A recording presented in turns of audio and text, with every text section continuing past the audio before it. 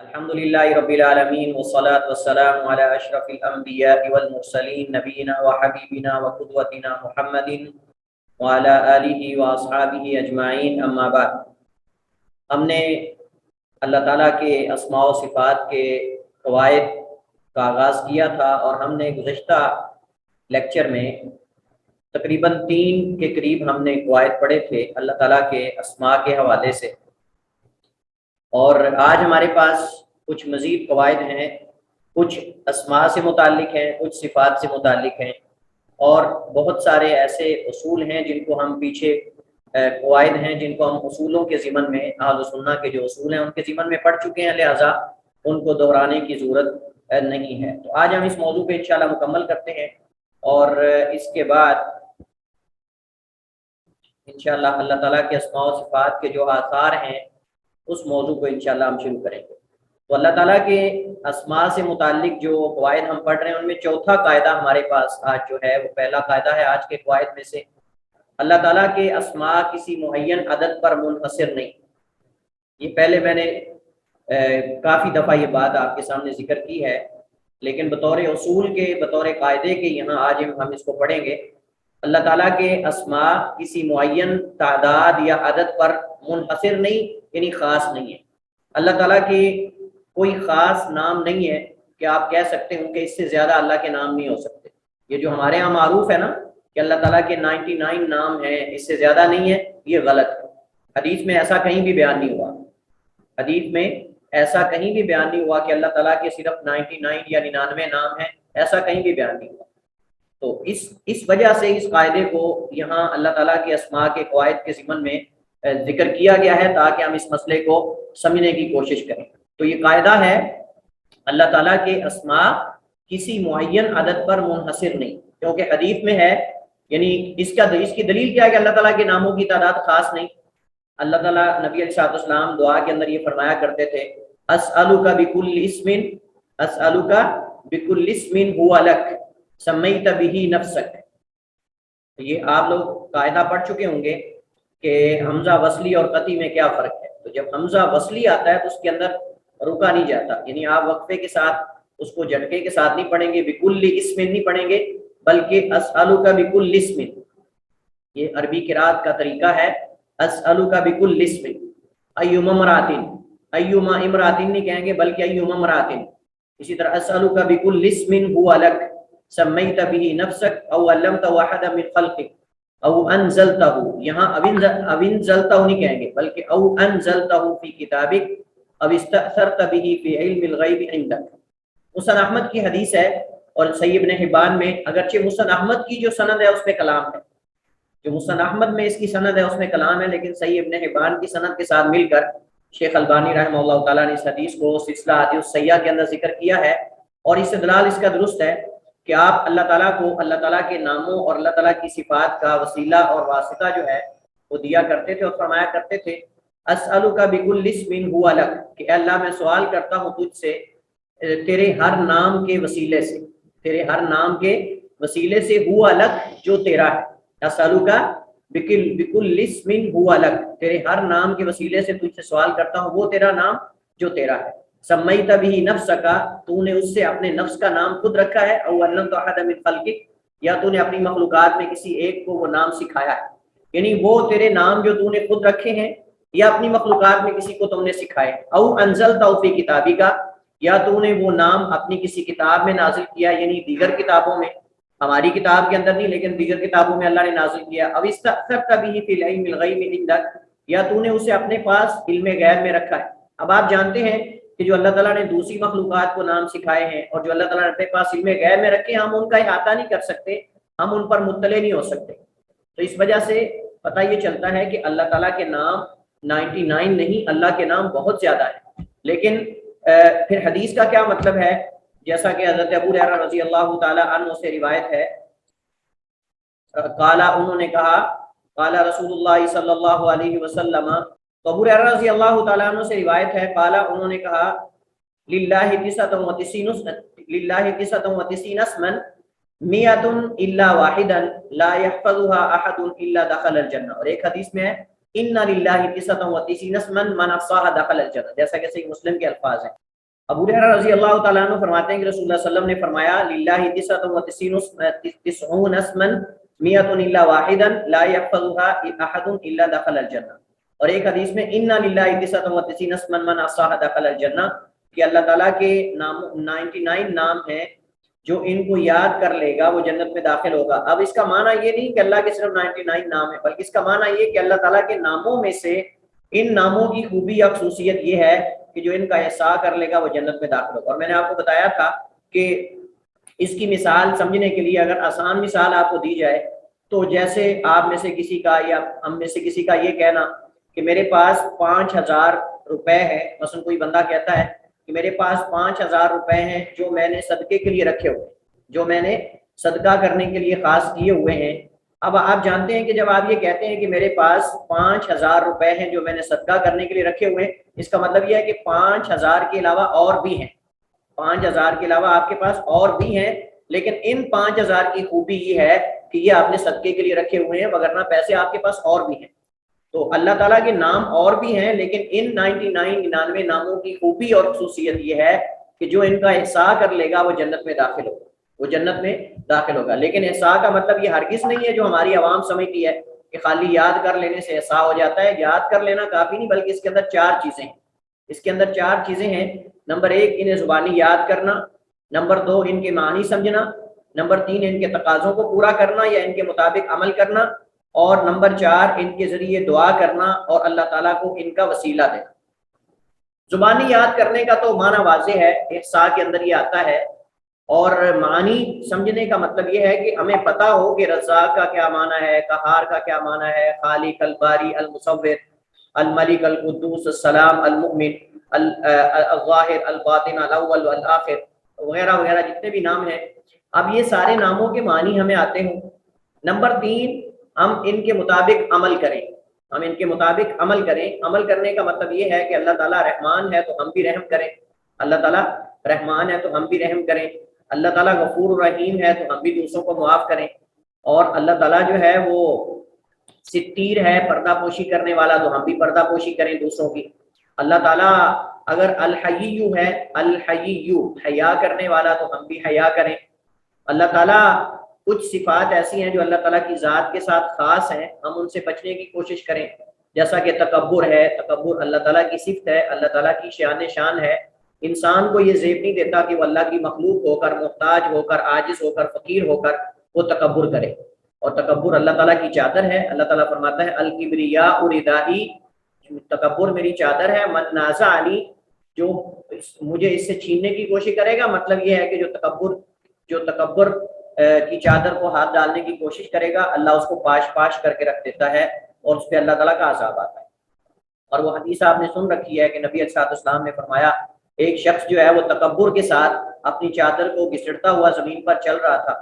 تو اللہ تعالیٰ نے اس کو زمین میں دنسا دیا، اللہ تعالیٰ نے اس کو زمین میں دنسا دیا تکبر کی وجہ سے۔ اسی طرح اللہ تعالیٰ جو ہے وہ جب رزاق اور رازق ہے تو ہمیں اللہ سے رزق مانگنا چاہیے،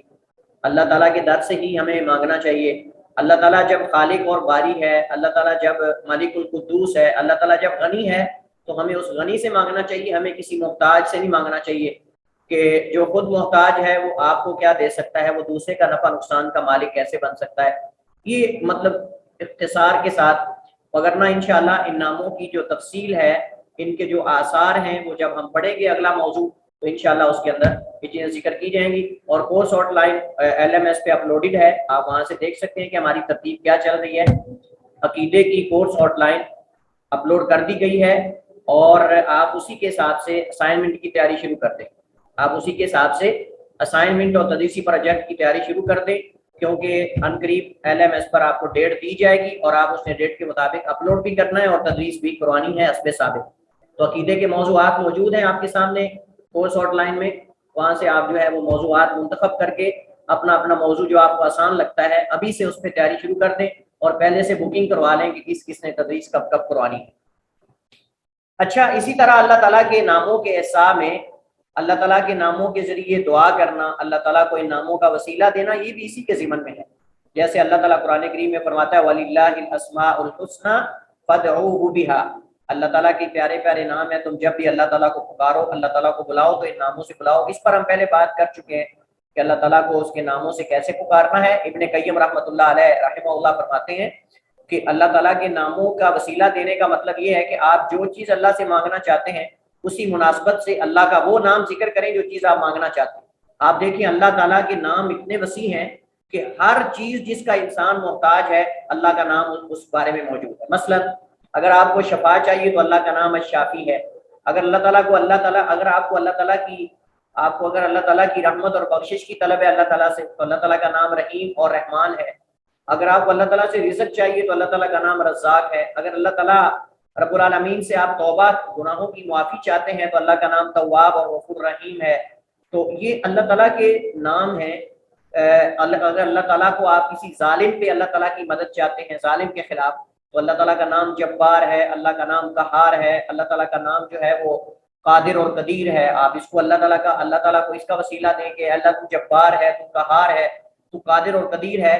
اس ظالم کو جو ہے وہ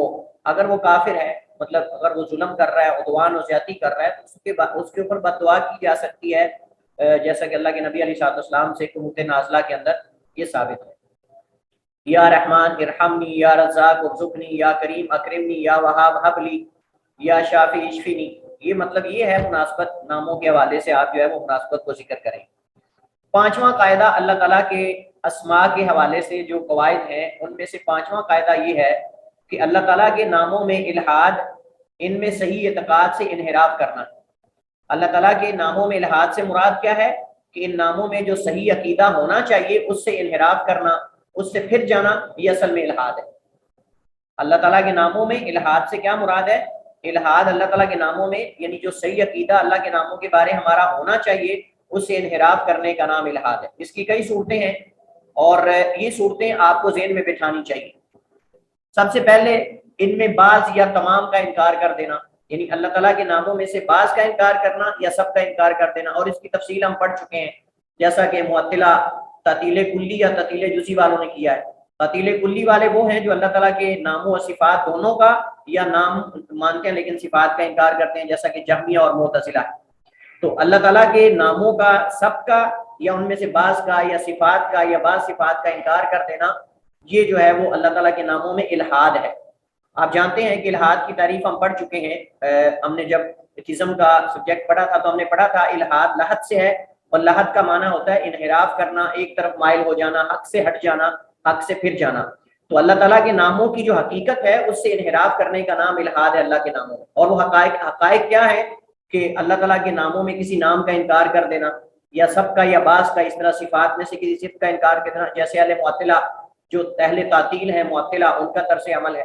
اسی طرح انہیں ایسی صفات پر دلالت کرنے والا بنا دینا، انہیں ایسی صفات پہ دلالت کرنے والا بنا دینا کہ جو مخلوق کی صفات کے مشابہ ہیں، یعنی اللہ تعالیٰ کے ناموں کو تسلیم تو کر لینا لیکن ان کی صفات کو بندوں کی صفات کی طرح ماننا یا بندوں کی صفات کے ساتھ تشبیہ دے دینا۔ جیسے میں نے آپ کو بتایا تھا کہ کرامیہ مشبہہ میں سے جو کرامیہ ہیں محمد بن کرام کی طرف نسبت کرنے والے، وہ کرامیہ محمد بن کرام کہتا تھا یدی کا ید اللہ، نعوذ باللہ میرا ہاتھ اللہ کے ہاتھ کی طرح ہے، وہ ایسے کہتا تھا، اور یہ تشبیہ ہے، یعنی گویا کہ اللہ تعالیٰ کی صفات کو مانا تو ہے ان لوگوں نے لیکن بندوں کے ساتھ تشبیہ دی، تو یہ بھی جائز نہیں۔ اللہ کے نام میں الحاد ہے، یہ اللہ کے ناموں میں الحاد کی صورت ہے کہ اللہ تعالیٰ کے ناموں کی ایسی صفات کی کیفیت بیان کی جائے یا ان کو تشبیہ دے دی جائے بندوں کی صفات کے ساتھ۔ نمبر 3، اللہ تعالیٰ کا وہ نام رکھنا جو اس نے خود نہیں رکھا، یعنی اللہ تعالیٰ کا اپنی طرف سے نام رکھ دینا، جیسا کہ نصارہ اللہ تعالیٰ کو اب کہتے ہیں، الاب۔ آپ جانتے ہیں کہ عیسائیوں کے ہاں عقیدہ تثلیث ہے، عقیدہ تثلیث جو اقانیم ثلاثہ ہے، یعنی تثلیث کا عقیدہ یہ نصارہ کے ہاں وہ کیا ہے، وہ کہتے ہیں تینوں میں ایک ہے، یعنی الاب، الابن، روح القدس۔ الاب، الابن، روح القدس، تین حصے اللہ کے بناتے ہیں، تین حصے اللہ تعالیٰ کے بناتے ہیں، لعنہم اللہ۔ اللہ تعالیٰ کے تین حصے بناتے ہیں، کہتے ہیں ایک اب ہے وہ اللہ تعالیٰ کی ذات ہے، ایک ابن ہے اور وہ عیسیٰ ہے، اور دوسرا روح القدس، اور دوسرا تیسرا روح القدس ہے۔ تو اللہ تعالیٰ کو وہ اب کہتے ہیں، اللہ کا نام اب رکھتے ہیں عیسائی، الاب بھی کہتے ہیں، الاب بھی کہتے ہیں، اور یہ غلط ہے۔ اس طرح فلاسفہ، میں آپ کو پہلے بتا چکا ہوں کہ فلاسفہ اللہ تعالیٰ کو علت کہتے ہیں، فلاسفہ اللہ تعالیٰ کو علت کہتے ہیں۔ علت علت ریزن کو کہتے ہیں، علت کسی چیز کی ریزن اور وجہ کو کہتے ہیں، فلاں چیز کی علت یہ ہے۔ تو گویا کہ نعوذ باللہ وہ کہتے ہیں کہ اللہ تعالیٰ دنیا کے وجود میں آنے کی علت تو ہے لیکن خالق نہیں ہے، علت تو ہے لیکن خالق نہیں، یعنی اس کی وجہ سے دنیا وجود میں آئی لیکن وہ پیدا کرنے والا نہیں۔ بڑی عجیب بات ہے یہ تو، یعنی ایک چیز وجہ ہے لیکن اس کا عمل دخل نہیں، یہ کیسے ہو سکتا ہے؟ تو یہ بھی ایک طرح کا الحاد ہے اللہ تعالیٰ کے ناموں کے اندر۔ اسی طرح اللہ تعالیٰ کے ناموں میں سے الفاظ لے کر بتوں کو دے دینا، اللہ تعالیٰ کے ناموں میں سے الفاظ لے کر بتوں کو دے دینا۔ آپ جانتے ہیں کہ مشرکین مکہ یہ عقیدہ رکھتے تھے کہ اللہ تعالیٰ کے یہ جو ہمارے بت ہیں، یعنی جن کو پوجتے تھے، وہ کہتے تھے کہ اللہ تعالیٰ کی صفات میں شریک ہیں، یعنی اللہ کے سفارشی ہیں، اللہ کے سفارشی ہیں۔ اس وجہ سے انہوں نے خبیثوں نے نام بھی اللہ تعالیٰ کے ناموں سے لے کر ان کو دیے ہوئے تھے۔ کیسے؟ مثلا العزا اللہ کے نام عزیز سے نکالا ہوا تھا، اللہ کے نام الہ سے نکالا ہوا تھا، اور یہ بھی ایک طرح کا الحاد ہے کہ اللہ کے ناموں میں سے مشتقات نکال کر، اللہ کے ناموں میں سے الفاظ نکال کر وہ بتوں کو دے دینا یا غیر اللہ کو دے دینا، یہ بھی الحاد کی ایک صورت ہے۔ جیسا کہ العزا العزیز سے، اللات الہ سے، اور المنات منان سے۔ تو یہ انہوں نے نام اللہ تعالیٰ کے ناموں سے اخذ کر کے دیے ہوئے تھے بتوں کو، کیونکہ وہ بتوں کو اللہ کا شریک مانتے تھے اور ان کو جو ہے وہ سفارشی مانتے تھے اللہ تعالیٰ کے ہاں۔ ما نعبدهم الا ليقربونا الى الله زلفى، کہ ہم تو ان کی اس وجہ سے عبادت کرتے ہیں تاکہ ہمیں اللہ کے قریب کرتے ہیں۔ تنبیہ: اسماء اللہ تعالیٰ میں الحاد کسی بھی صورت میں قابل قبول نہیں، اللہ تعالیٰ کے ناموں میں کسی بھی صورت میں ان صورتوں میں سے الحاد کو قابل قبول نہیں۔ اللہ تعالیٰ قرآن کریم میں فرماتا ہے وَلِلَّهِ الْأَسْمَاءُ الْحُسْنَى فَادْعُوهُ بِهَا، اللہ کے پیارے پیارے نام ہیں تو اسی سے پکارو اللہ کو ان ناموں سے۔ وَذَرُوا الَّذِينَ يُلْحِدُونَ فِي أَسْمَائِهِ، اور چھوڑ دو ان لوگوں کو، اعراض کر دو ان سے جو اللہ کے ناموں میں الحاد کرتے ہیں، جو اللہ تعالیٰ کے ناموں میں انحراف کرتے ہیں، حقیقت سے سیدھے راستے سے ہٹ جاتے ہیں، ان کو چھوڑ دو۔ سَيُجْزَوْنَ مَا كَانُوا يَعْمَلُونَ، ان قریب انہیں جلد ہی بدلہ دیا جائے گا جو یہ عمل کرتے ہیں۔ یہاں وعید ہے، آپ اگر اس آیت کے معنی پہ غور کریں تو بڑی سخت وعید ہے ان لوگوں کے بارے میں جو اللہ کے ناموں میں حقیقت سے ہٹ جاتے ہیں اور حقیقت کا انکار کر دیتے ہیں، سیدھے راستے سے ہٹ جاتے ہیں اور ان میں الحاد کرتے ہیں۔ اللہ فرماتا ہے سَيُجْزَوْنَ مَا كَانُوا يَعْمَلُونَ، ان کو ان کے اعمال کا بدلہ ان قریب دیا جائے گا۔ اگلے قواعد جو ہیں وہ اللہ تعالیٰ کی صفات کے حوالے سے ہیں، انشاءاللہ ہم نماز کے بعد پڑھتے ہیں، نماز کی بریک لیتے ہیں، نماز کے بعد انشاءاللہ اللہ تعالیٰ کی صفات کے حوالے سے کچھ قاعدے، اور یہ بڑے اہم ہیں۔ اس میں اللہ تعالیٰ کی صفات کی جو تقسیم ہے مثبت اور منفی، اور پھر آگے صفاتیں جو منفیہ ہیں، اثباتیہ ہیں جو ثبوتیہ، ان کی آگے تقسیم، جو صفات ذاتیہ ہیں، صفات فعلیہ ہیں، ذاتیہ کون سی ہیں، فعلیہ کون سی ہیں، انشاءاللہ اس پہ ہم بات کریں گے۔ تو تشریف لائیے گا نماز کے بعد، کسی پر بریک لیتے ہیں ہم۔ السلام علیکم ورحمۃ اللہ وبرکاتہ۔ والصلاۃ والسلام علی رسول اللہ، اما بعد۔ ہمارے پاس اسماء و صفات کے حوالے سے 9واں مسئلہ جو ہے وہ اللہ تعالیٰ کی صفات سے متعلقہ چند قواعد کا ہے۔ اس میں چند ایک قواعد ہم ذکر کریں گے جن میں سے کچھ حذف کر دیے گئے ہیں جن کو ہم نے اصولوں کے ضمن میں پڑھ لیا ہے۔ پہلا قاعدہ اس کے حوالے سے یہ ہے کہ اللہ تعالیٰ کی تمام صفات کمال ہیں، ان میں کسی قسم کا کسی اعتبار سے بھی کوئی نقص نہیں، ان میں کسی طرح کا کسی اعتبار سے بھی کوئی نقص نہیں، جیسا کہ صفت علم ہے، صفت قدرت ہے، صفت حیات ہے، صفت سمع و بصر ہے، صفت رحمت ہے، صفت عزت ہے، حکمت ہے، علو ہے، عظمت ہے، یہ ساری اللہ تعالیٰ کی صفات ہیں۔ اور اس قاعدے کی وضاحت گزر چکی ہے۔ اس قاعدے کی وضاحت جو ہے ہم جو اسماء و صفات کے حوالے سے قواعد ہم نے پڑھے تھے اہل سنہ کے منہج کے حوالے سے، اس میں ہم یہ چیزیں پڑھ چکے ہیں۔ دوسرا قاعدہ یہ ہے کہ صفات کا باب اسماء کے باب سے زیادہ وسیع ہے۔ اللہ تعالیٰ کے ناموں کا باب جو ہے وہ محدود ہے اور صفات کا باب بہت وسیع باب ہے، اور اس کے بعد اللہ تعالیٰ کے جو اخبار کا باب ہے وہ اور زیادہ وسیع ہے۔ تو اللہ تعالیٰ کی ذات کے بارے میں 3 چیزوں سے خبر دی جا سکتی، اللہ تعالیٰ کی ذات کے بارے میں 3 چیزوں سے خبر دی جا سکتی ہے، پہچان ہو سکتی ہے۔ ایک اللہ تعالیٰ کے ناموں سے، دوسرا اللہ کی صفات سے، تیسرا اللہ تعالیٰ کی طرف سے خبر دینا، اللہ تعالیٰ کی طرف سے خبر دینا، کسی اس کی صفت میں سے کسی صفت کی خبر دینا لیکن کسی اور صیغے کے ساتھ۔ اب دیکھیں اسماء و صفات کا باب جو ہے یہ توقیفی ہے، اسماء و صفات کا باب توقیفی ہے، یعنی کتاب و سنت پر منحصر ہے۔ اللہ تعالیٰ کو وہ نام دیں گے جو قرآن و سنت میں ثابت ہے، اللہ تعالیٰ کو وہ صفت دیں گے جو قرآن و سنت میں ثابت ہے، لیکن اللہ تعالیٰ کی طرف سے خبر دینا کسی ایسے لفظ کے ساتھ کہ جو کتاب و سنت سے ثابت نہیں بھی، یہ جائز ہے، یہ جائز ہے۔ مثلا کوئی بندہ کہتا ہے کہ اللہ تعالیٰ موجودات میں سے موجود ہے، اللہ تعالیٰ موجودات میں سے موجود ہے، یعنی موجودات میں سے ایک ہے، تو اب یہ خبر دینا ہے اللہ تعالیٰ کی طرف سے کہ اللہ تعالیٰ موجود ہے، اللہ تعالیٰ کے موجود ہونے کی خبر دینا، اس کے لیے کوئی لفظ استعمال کرنا، یہ جائز ہے۔ تو اخبار کا جو باب ہے یہ صفات کے باب سے وسیع ہے، اور صفات کا باب اسماء کے باب سے وسیع ہے، اور اسماء کا باب جو ہے وہ محدود ہے۔ اس کے بعد صفات کا باب آتا ہے، صفات کے باب اخبار کا، خبر دینا اللہ تعالیٰ کی طرف سے، وہ کسی بھی لفظ کے ساتھ ہو سکتی ہے۔ علامہ ابن القیم رحمہ اللہ تعالیٰ فرماتے ہیں کہ بلکہ ابن تیمیہ کی کلام بھی سے ملتی جلتی، وہ کہتے ہیں کہ اللہ تعالیٰ کو اس کے ناموں سے، اس کی صفات سے خبر دینا، یہ تو قرآن و سنت سے ہم باہر نہیں جا سکتے، لیکن اللہ تعالیٰ کو کسی اور چیز، کسی اور لفظ سے خبر دینا کہ جو کتاب و سنت سے ثابت نہیں ہے،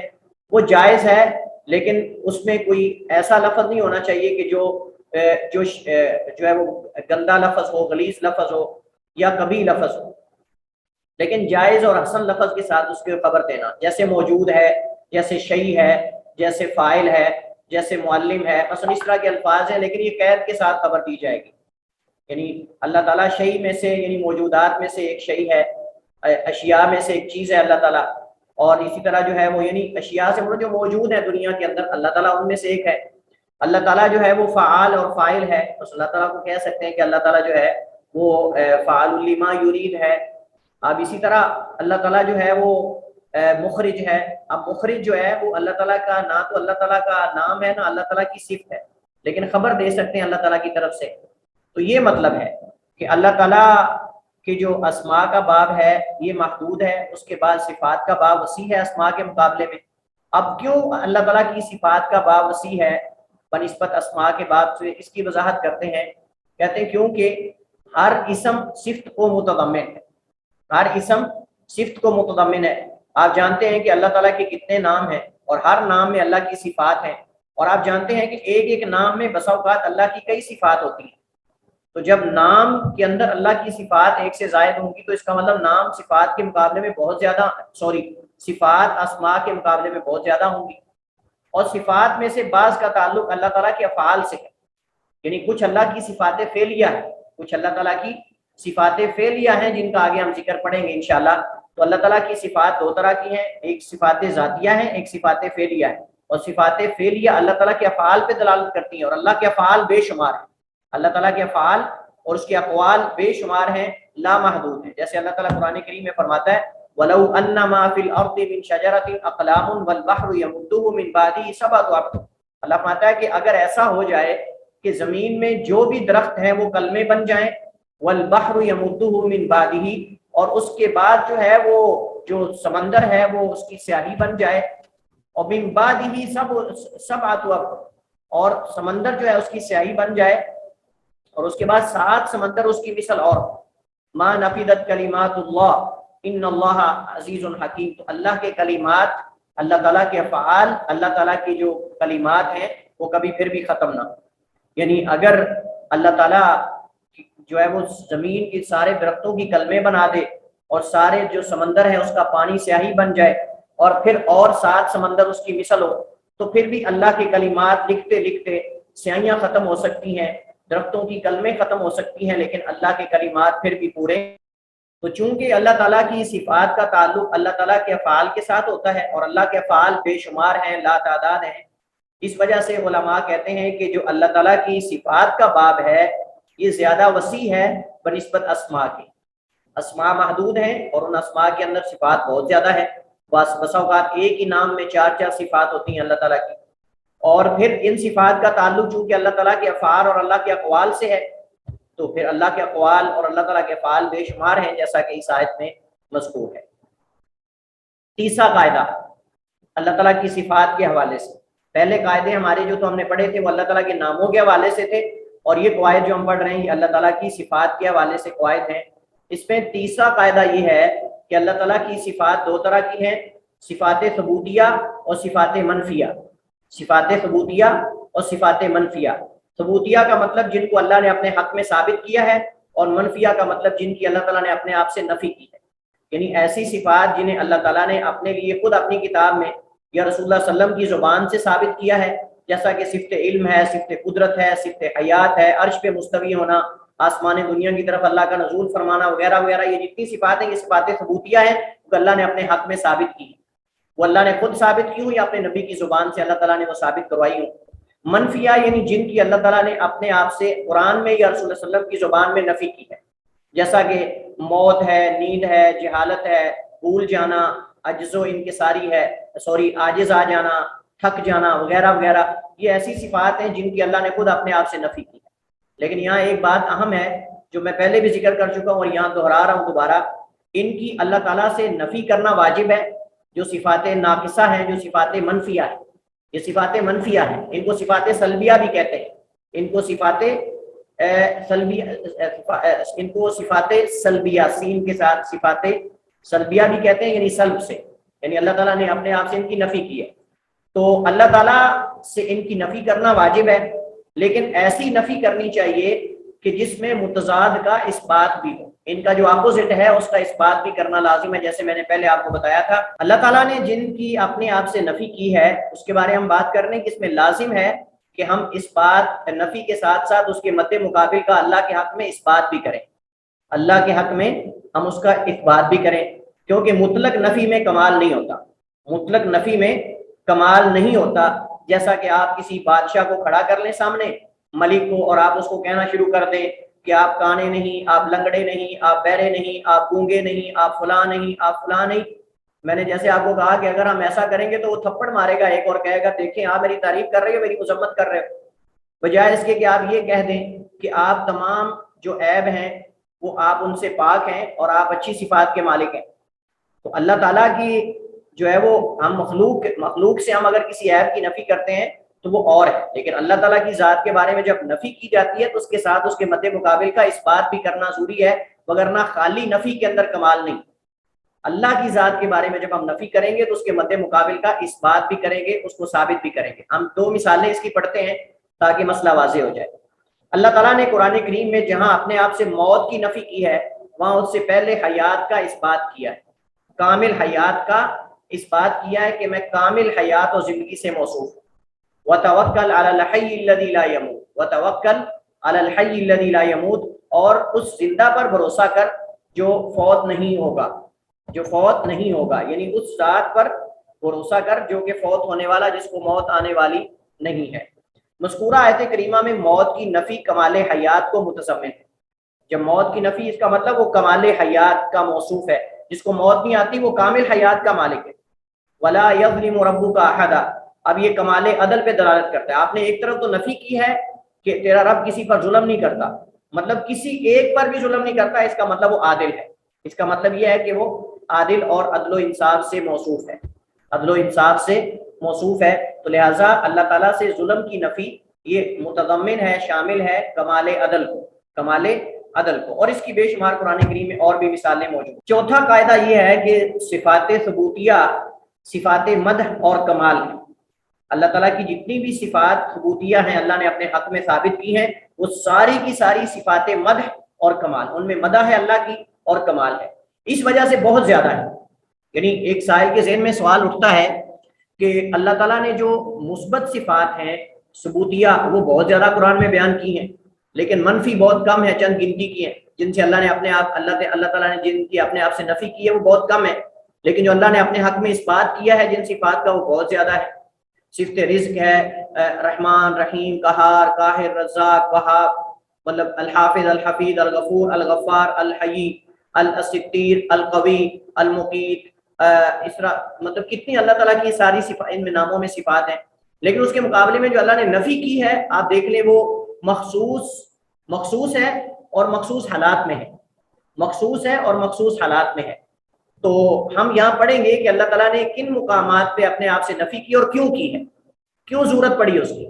اصل تو اللہ تعالیٰ نے اپنے حق میں جو اچھی صفات تھیں ان کو بیان کیا ہے اور بہت زیادہ بیان کی ہیں۔ جب صفات ثبوتیہ میں صفات مدح ہیں اور کمال ہیں تو پھر زیادہ ہونی چاہیے، تقاضا بھی یہی ہے، لہٰذا جو ہے وہ اسی قدر زیادہ ہوں، جس قدر زیادہ ہوں گی ان کے معنی مختلف ہوں اس قدر جو ہے ان سے موصوف کا کمال ظاہر ہوگا۔ لہذا جس قدر زیادہ ہوں اور ان کے معنی مختلف ہوں اس قدر ان سے موصوف کا کمال ظاہر ہوتا ہے. جس قدر زیادہ ہوں یعنی صفات ثبوتیہ اور صفات مدح و کمال، اس قدر ان کے اندر معنی مختلف ہوں گے اور اس قدر ان سے موصوف کا کمال ظاہر ہوگا. اسی وجہ سے صفات ثبوتیہ صفات منفیہ کے مقابلے میں بہت زیادہ ہے. صفات منفیہ جو ہے وہ چند حالات میں ذکر کی جاتی ہیں، عام حالات میں ذکر نہیں کی جاتی. صفات منفیہ کن حالات میں اللہ تعالیٰ نے ذکر کی ہیں قرآن میں، اس کے کچھ مخصوص سیاق و سباق ہیں اگر آپ غور سے دیکھیں. مثلا اللہ تعالیٰ کے عمومی کمال کو بیان کرنے کے سیاق میں اللہ تعالیٰ نے صفات منفی کو ذکر کیا ہے تاکہ اللہ تعالیٰ اس کے ماں بعد کے اندر اپنے کمال کو ذکر کرے. جیسا کہ اللہ تعالیٰ نے فرمایا لیس کمثلہ شیء، اللہ کی مثل کوئی نہیں. اللہ تعالیٰ نے اپنے عمومی کمال کو بیان کرنے کے لیے اللہ نے لیس کمثلہ یہاں جو ہے وہ صفات منفیہ کو ذکر کیا ہے. ولم یکن لہ کفوا احد، اللہ تعالیٰ کا کوئی ہمسر اور ہم پلہ نہیں ہے، کوئی کفو نہیں ہے اللہ تعالیٰ کا. یہاں اللہ تعالیٰ نے اپنے کمال کو بیان کرنے کے لیے یہاں صفات منفیہ یعنی مجمل طور پہ ان کو ذکر کیا ہے کہ میرا کوئی ہم مثل ہم پلہ نہیں ہے. اچھا، مخالفین نے جو اللہ تعالیٰ کے حق میں باطل دعویٰ کیا، کفار نے کوئی بات اللہ کے بارے میں کر دی تو اللہ نے اس کے مد مقابل جو ہے وہ اپنے آپ سے صفات منفیہ جو ہے ان کو ذکر کیا ہے. یعنی کوئی مخصوص حالات میں صفات منفیہ ذکر کی جاتی ہیں، ہر حال میں ذکر نہیں کی جاتی. مخالفین نے اللہ کے حق میں اگر کوئی باطل دعویٰ کر دیا تو اللہ نے اس کی نفی کے سیاق میں اپنے آپ سے صفات منفیہ کو ذکر کیا ہے اور یہ ایک ضرورت ہے. جیسا کہ اللہ تعالیٰ قرآن کریم میں فرماتا ہے ان دعوا للرحمن ولدا وما ينبغي للرحمن ان يتخذ ولدا، انہوں نے رحمان کے لیے کسی اولاد کا دعویٰ کیا. ان دعوا انہوں نے دعویٰ کیا للرحمن رحمان کے لیے ولدا اولاد کا، وما ينبغي للرحمن اور رحمان کے لائق نہیں ہے. جو اللہ کا مقام ہے، جو اللہ تعالیٰ کا مرتبہ ہے، جو اللہ کی شان ہے، اللہ تعالیٰ چونکہ محتاج نہیں ہے کہ اللہ تعالیٰ اولاد کا محتاج ہو یا اس کو ضرورت ہو، تو لہٰذا اس اللہ کے لائق نہیں کہ اس کی اولاد ہو، کہ وہ کوئی اولاد بنائے یا بیٹا بنائے. لہٰذا اللہ تعالیٰ نے یہاں اپنے آپ سے ولد کی نفی کی ہے. یہ صفات منفیہ ہے، یہ صفات منفیہ ہے کہ اللہ تعالیٰ اللہ کی اولاد نہیں ہے، اللہ تعالیٰ کا بیٹا نہیں ہے، اس کی اولاد نہیں ہے، کیونکہ اللہ کے یہ لائق نہیں ہے. اب چونکہ مخالفین نے اللہ کے بارے میں دعویٰ کیا عیسائیوں نے کہ عیسیٰ اللہ کا بیٹا ہے، عیسیٰ اللہ کا بیٹا ہے، تو اللہ تعالیٰ نے ان سے باطل نظریے کا رد کرتے ہوئے اس کو ذکر کیا ہے. اسی طرح کسی کمال میں نقص کے وہم کو دور کرنے کے لیے، یعنی بسا اوقات اگر اللہ تعالیٰ اپنی صفات کو ذکر کرتا ہے تو کسی مخاطب کے ذہن میں کوئی وہم پیدا ہو سکتا ہے، تو اللہ نے اس وہم کو دور کرنے کے لیے اپنے آپ سے نفی کی ہے بعض صفات کی. مثلا وما خلقنا السماء والارض وما بينهما لاعبین، وما خلقنا السماء والارض وما بينهما لاعبین، اور نہیں ہم نے پیدا کیا آسمان و زمین کو اور جو ان کے درمیان ہے لاعبین، اس حال میں کہ کھیلتے ہوئے. یعنی ہم نے اس کو کوئی لب و لہب اور کھیل و کود کے اندر نہیں بنا دیا. جیسے بچے جو ہے وہ ریت کا گھر اکٹھا، ریت کے اوپر جو ہے وہ اپنے پاؤں کے اوپر ریت رکھ کے تو وہ کچے گھر بناتے ہیں اور اس کی کوئی اوقات اور ویلیو نہیں ہوتی، بے مقصد اور فضول قسم کا. ایسا نہیں ہے. کسی کے ذہن کے اندر یہ آ سکتا تھا کہ اللہ تعالیٰ نے یہ آسمان و زمین شاید جو ہے وہ کھیل کود کھیلتے ہوئے بنائے ہیں اور ان کا کوئی مقصد نہیں ہے. اللہ تعالیٰ بیان کرنا چاہ رہے ہیں کہ وما خلقنا السماء والارض وما بينهما لاعبین، ہم نے زمین و آسمان اور جو کچھ ان میں ہے ہم نے کھیلتے ہوئے نہیں بنایا کہ تم اس کے اندر جیسے چاہو زندگی گزارو، اپنی منمانی کرو، اپنی خواہشات کی پیروی کرو، اللہ کی بغاوت کرو، ظلم و ستم کرو، زیادتی کرو، تمہیں کوئی پوچھنے والا ہی نہیں. اس دنیا کو ہم نے مقاصد کے لیے بنایا ہے، اللہ کی حکمتیں ہیں اس کے پیچھے، اللہ تعالیٰ کے مقاصد ہیں دنیا کو بنانے کے، اور یہ دنیا فضول اور بیکار نہیں ہے جو اللہ نے بنائی ہے. اس کے پیچھے اللہ تعالیٰ کی حکمتیں اور تقاضے ہیں، اور جو اس کے اندر ان تقاضوں کو پورا نہیں کرے گا اللہ تعالیٰ اس کو پکڑے گا.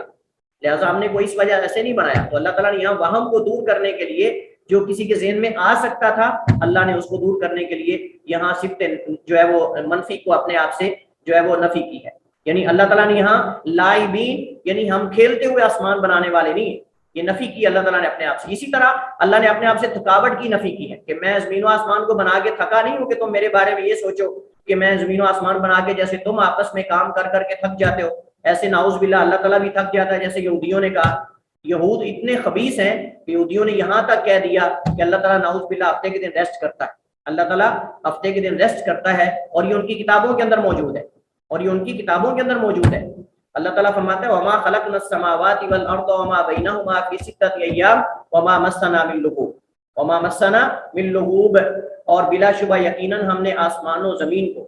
वलक़द ख़लक़ना, और बिला शुबह यकीनन हमने आसमान और ज़मीन को पैदा किया, वमा बैनहुमा, और जो इन दोनों ज़मीन और आसमान के दरमियान में है, कितने दिनों में, फ़ी सित्तति अय्याम 6 दिनों में, वमा मस्सना मिन लुगूब, और इसको बनाने में हमें किसी किस्म की थकावट ने नहीं छुआ कि हमें थकावट पहुंची हो, जैसा कि लोग कोई सोच सकते हैं या गुमान कर सकते हैं। तो अल्लाह ताला ने इन 3 हालात में सिफात मनफिया को जिक्र किया है, वगरना अल्लाह ताला ने, आप देख लें कुरान करीम में, अपने आप से नफी नहीं की। अपने आप से नफी या तो कमाल बयान करने के लिए, अपना कमाल मुतलक बयान करने के लिए, जैसे ला ताखुदु सिनतुम वला नौम, ला ताखुदु सिनतुम वला नौम, मौत की नफी की है। और इस तरह जो है वो अल्लाह ताला ने किसी बातिल नजरिए का रद्द करने के लिए, जैसे अल्लाह ताला ने लम यत्तखिद वलदा वलम यकुल लहु शरीकुन फिल मुल्क, इसी तरह अल्लाह ताला ने किसी वहम को दूर करने के लिए, जैसे वलक़द ख़लक़ना समावाति वल अर्ज़ वमा बैनहुमा फ़ी सित्तति अय्याम वमा मस्सना मिन लुगूब। पांचवा और आखिरी कायदा जो हमारे पास है वो ये है कि सिफात सबूतिया 2 तरह की, यानी अल्लाह ताला ने जिन सिफात का अपने हक में इस्बात किया है, उनको साबित किया है, वो 2 तरह की है, सिफात ज़ातिया और सिफात फ़ेलिया। ज़ातिया का मतलब ऐसी सिफात हैं जो अल्लाह की ज़ात के साथ लाज़िम व मलज़ूम है, जो अल्लाह ताला की ज़ात के साथ लाज़िम व मलज़ूम है और जुड़ी हुई हैं, कभी जुदा नहीं होती, जैसा कि सिफ्त इल्म है, सिफ्त कुदरत है, सिफ्त समा है, सिफ्त बसर, इज्जत और हिकमत है। यानी ये सिफात हैं जिनके साथ अल्लाह की ज़ात कायम है,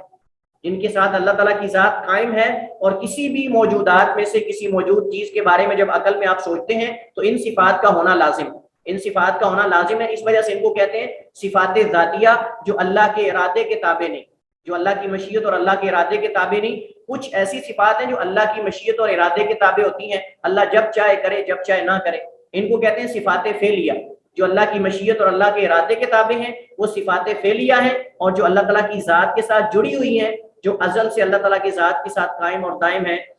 वो सिफात ज़ातिया है। जैसे सिफ्त इल्म है, सिफ्त कुदरत है, सिफ्त समा है, सिफ्त बसर है, इज्जत है, हिकमत है,